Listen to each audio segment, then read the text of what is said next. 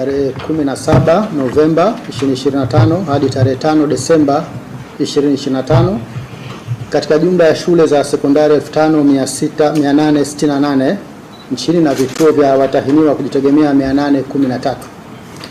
Katika mtihani huu jumla ya watahiniwa 595,816 wamesajiliwa, ambapo kati yao 569,914 ni wanafunzi wa shule na 25,902 ni watahiniwa wa kujitegemea. Kati ya wanafunzi wa shule waliosajiliwa, wavulana ni 266,028 sawa na asilimia 47, na wasichana ni 303,886 sawa na asilimia 53. Aidha, wapo watahiniwa 1128 wenye mahitaji maalum, kati yao wenye uoni hafifu 860, wasioona 70, wenye uziwi 58, wenye ulemavu wa akili 5 na wenye ulemavu wa viungo 130.